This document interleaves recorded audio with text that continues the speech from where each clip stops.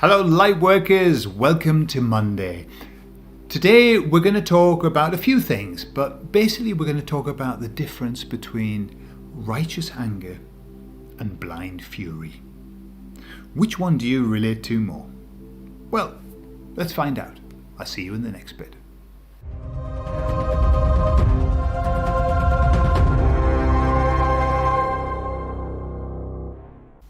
So, these days are interesting, aren't they? We're in incredibly interesting times. In fact, I was talking with my wife last night about these days. And you know, there's such a conflict of information everywhere. There's such a mix of information. I think on purpose, every being that's involved in this is trying to shove in their agenda into what's happening at the moment. And it can be very confusing. But we were talking and I was saying, it's like the most bizarre film that I've ever watched. It's so unreal.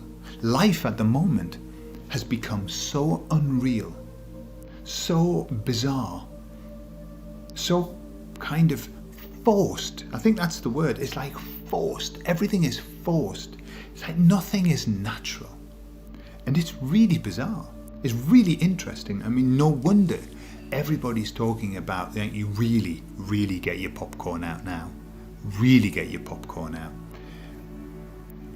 Our job is to give witness to this. Remember, it's to give witness to this. To give witness to the revelation. And this is where we are. You can feel it, can't you? I can feel it. There's like this pressure that's being imposed on humankind, on this matrix. It's like a pressure cooker of stuff just waiting. Like, you know, at any moment something's going to go boom. Yeah? So it's really interesting times. For us, we're here to witness. So we keep ourselves safe. We observe. We become observers of it. That's all. Observers. Okay? Now, I'm going to talk about something else which is a lot more active than that. But really what I'm saying is that we mustn't take it personally. We're here to witness, and we are here to witness it without taking it personally. This is not about us. This is not about the kind of person that we are. By observing it, it doesn't make us less of a person. By having lived through it, it doesn't make us less of a person. And by not being able to do anything about it, tangibly, doesn't make us any less of a person. Okay? Remember that the power of us is in the group, right? We can do a lot as a group. Individually, it's very difficult. The best that we can do is to share, is to speak our truth. That's it. That's what we must do. And this is what I'm going to come on to about the difference between blind fury and righteous anger. We must speak our truth. And that is all that's required of us.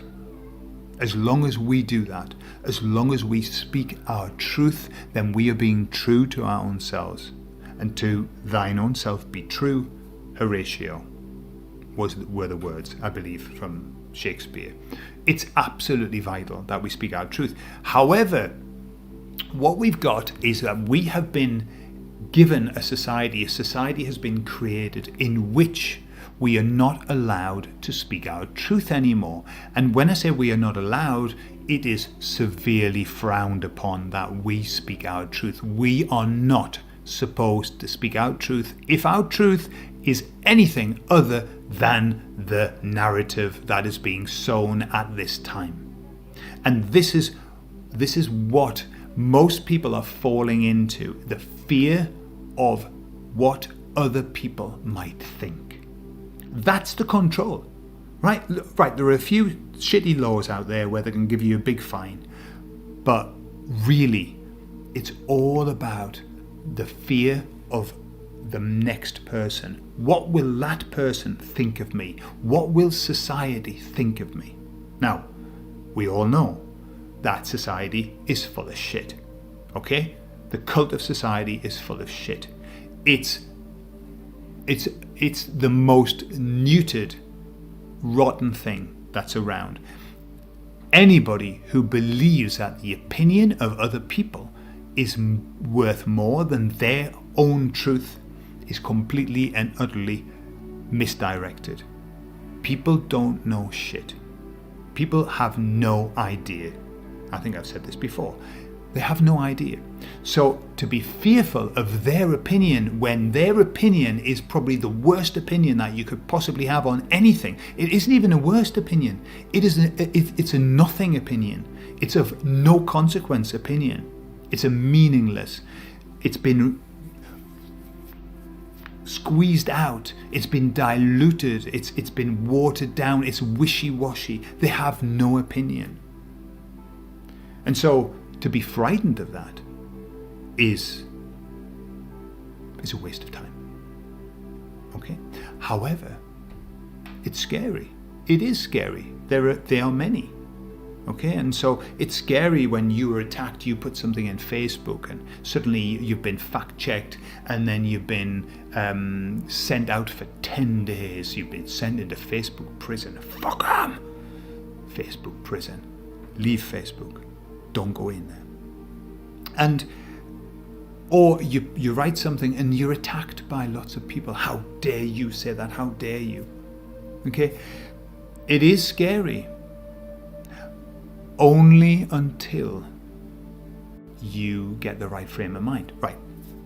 So, look, we know that there's something seriously awry with what's going on. We know this is a fake movie being played out, and we know that it's all wrong and there are tremendous injustices happening. Just as I mentioned with people I know who are committing suicide, this is a tremendous injustice. We can get angry about it, but I remember watching an interview with Muhammad Ali, and what he said was when he got into the ring he would do his best to make his opponent angry as hell. Why? He said because when they get angry they lose sight and they lose their ability. Okay, and so he would be whispering terrible things in their ear and make them really angry. Okay, so maybe that's what happened to the guy who was fighting the other boxer and he bit his ear off. Maybe, who knows? Anyway, that anger is what we call blind fury. Blind fury. Blind fury is really not helpful. Blind fury is where you become so angry that your body goes into fight or flight and it starts to redistribute resources. What's that redistribution of resources? Well, it takes the blood from the brain and it puts it into the exoskeleton. I think it's the outer part of your body, into all of the muscles, the fibers, the sinews, in readiness to fight or to run or to freeze, but either way. And what it also does is it takes away all of the blood, all of the functioning from the stomach and all of that, and it takes it, and everything's put into the skeleton in readiness. But your brain stops functioning. It functions on the what we would call the prehistoric level, on the what's it called, the cortex, the dinosaur bit. I can't remember what they call it now. There's a proper name. Anyway, that bit. Okay, so you're actually functioning at a very low level. This is what happens when groups of people get together. You've heard of the mob mentality. And what happens is that when lots and lots of people get together, all of their personal zone, their private, intimate zone, right, in terms of the space that we need around us, it gets violated by people being shoulder to shoulder. And so they go into fight or flight. Everybody goes into fight or flight. And what happens is their IQ level, their brain function goes right the way down. And that's why mob violence is typical. When mobs get together, very often they can become extremely violent because they're going into this thoughtless very, very, they feel like they need to fight or run. Okay, and so that's why police are trained to split groups up. That's what they do. They split them up as much as they can to avoid this mob mentality that happens. Okay. So, when we are in blind fury, we are not resourceful. We are not in a good place. We don't perform very well. And certainly, you think about all the arguments that you've had where you've been really, really angry, and the crap that comes out of your mouth. Absolute rubbish. And when you actually review it afterwards, you think, why did I say that? What was I thinking about when I said that? Well, you weren't thinking. That's it. Okay? So, that's blind fury. But now, let's consider righteous anger. Now, what is righteous anger? Righteous anger is the anger that is based in love, right? Blind fury is based in fear. It's all fear based. I'm in danger. Righteous anger is based in love. What happens when we are experiencing a righteous anger? What we are saying is that this is an injustice. I love my fellow humankind, and I am seeing an injustice that I believe needs to be righted. It's to right a wrong. Okay? Now that's completely different. That is, and I've used the expression before, the story before about when Jesus ran into the temple and beat the shit out of the moneylenders, right? That was righteous anger. That was, I am seeing something which is not right. Okay? This is what we need to start adopting. And this is what we are feeling most times, as long as we stay out of fear. When we stay in love, you see, lots of people believe that if you're Zen and you are love, then you would never ever be violent. You would never ever take action. You become passive and just sit with cross-legged while they pick you up and take you off to prison. That's not what righteous anger is about. Righteous anger is about taking action, but it's taking action from a place of calmness inside. Like the man, and I don't know the names, I just know it was Buddha, but one of his followers was about to go into battle, and he said to Buddha, how can I go into battle and still keep my centeredness, be centered? And Buddha said, you throw yourself into the heat of battle, but you keep your feet at the lotus flower. Okay, so what he was saying was, throw yourself into the battle, but you remain calm, you remain in love inside, knowing that you're doing this for the right cause. Okay, so that's where we need to be. How do we stay in righteous anger? It's easy. We eradicate fear. We keep ourselves away from fear. How do we keep ourselves away from fear? We make sure that we are not watching things that are making us frightened. We make sure that we are not talking about things over and over again that make us frightened. We make sure that we are saying over and over again, this will work out. Good will win. Yeah? Good will out. And this is what you have to believe. Why? Is it true? Yes. Good will always out. Good, it's just one of those things. Good will always win out. And what we have to do is believe that.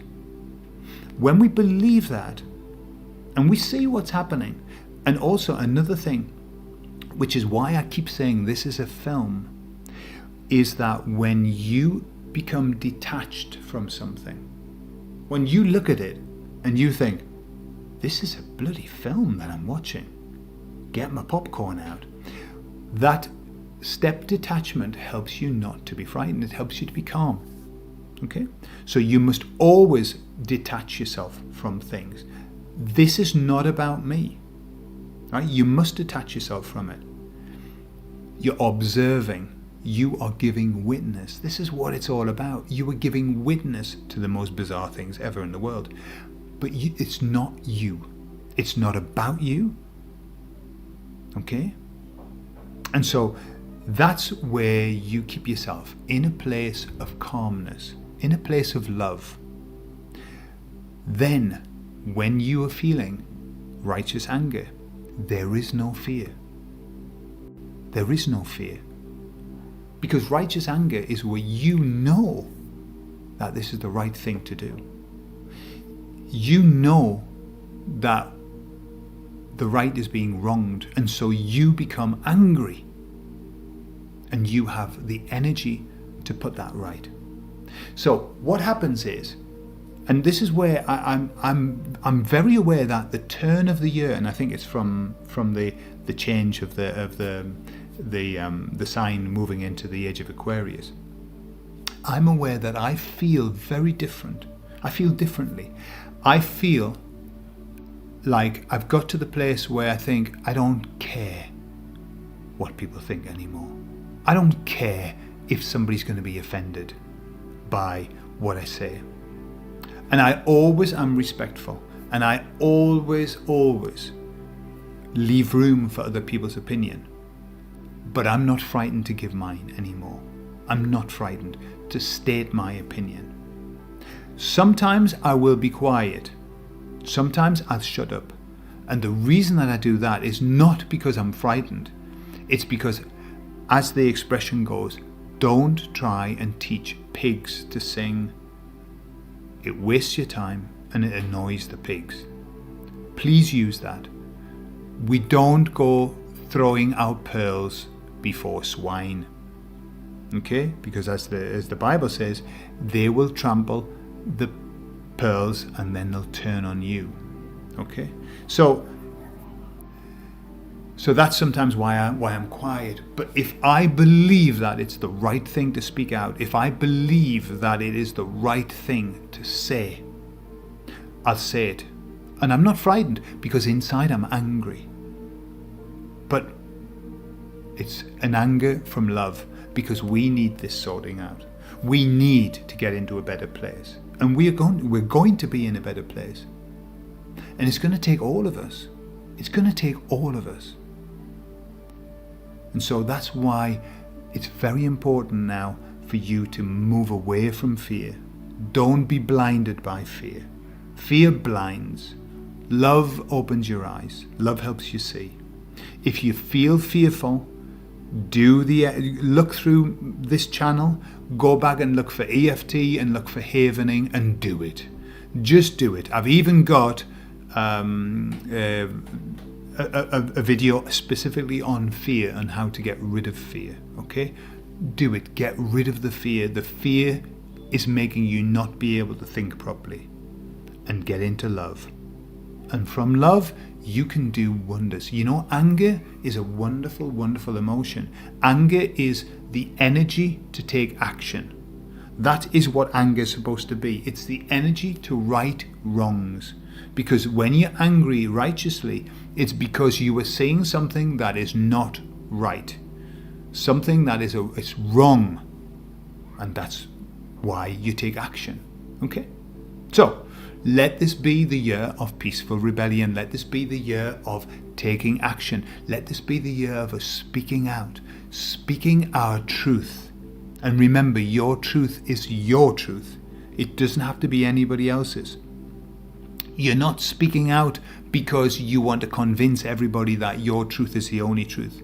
You are speaking out because just as the guru that was walking along and his student said to him, Master, you say that there's no point in talking about God because God is unknowable. So why bother? If you say there's no reason to talk about God, why do you continue to talk about him? And the master said, why does the bird continue to sing? The bird sings not because it has something specific to say. It sings purely for the joy of singing. We speak our truth purely for the joy of speaking our truth, because it's our truth and it has to be spoken. And remember, everything that we say is a spell for good if we speak our truth. It's a spell, and it creates, in the moment that we say it, it begins a process of creation. Never hold back your truth. Never hold back your words. Let them out and let them do their work. We need it. Have a lovely week, and I'll see you on Friday.